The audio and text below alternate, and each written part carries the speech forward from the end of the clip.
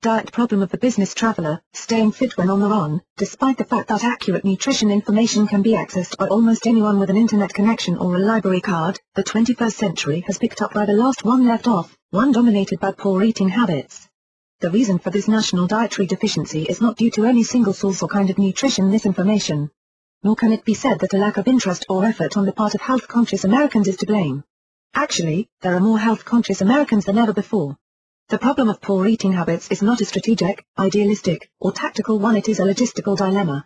Americans of all ages live such busy, fast-paced lifestyles, that eating nutritious meals is seen as something of a luxury to be enjoyed on special occasions or when one rarely has a few hours to prepare a complete meal. Seldom is this healthy eating challenge more pressing, however, than for the typical business traveler. The second biggest source for unhealthy food in the life of a typical business traveler begins at the airport.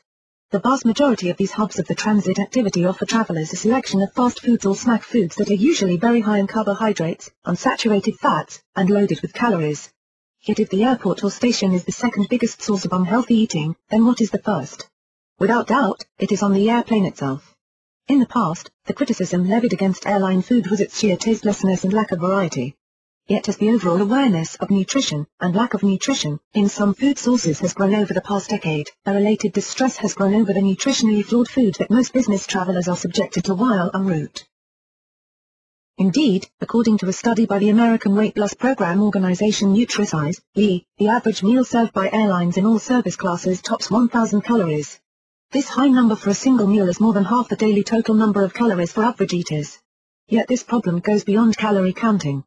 Almost 45% of the 1,000 plus calories in an airline meal come from fat, which is a full 15% more than some experts recommend is the 30% optimum daily fat from calorie level. In response to this challenge, some airlines are offering more eating options for business travelers, including vegetarian and vegan meals that are typically, though not always, lower in saturated fat, calories, and sodium. However, a 2003 study, by the Physicians Committee for Responsible Medicine, PCRM, regrettably noted that of the 10 airlines surveyed, only 1 of the 10 was observed to provide easily available healthy eating choices. 3 of the 10 airlines offered some degree of healthy eating options, though planning ahead was necessary, something that is not always feasible for business travelers. The remaining 6 airlines surveyed were criticized for providing little or no effort at offering vegetarian, that is low-fat, low-sodium, low-calorie, in-flight eating options. On top of this, business travelers are faced with yet another eating challenge that those not in the air are not forced to address.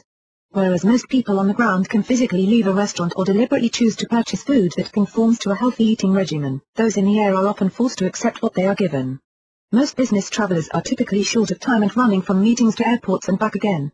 Therefore, the decision to eat the high-fat, high-calorie, high-sodium, and altogether unbalanced airline meal is often better than the alternative of not eating at all.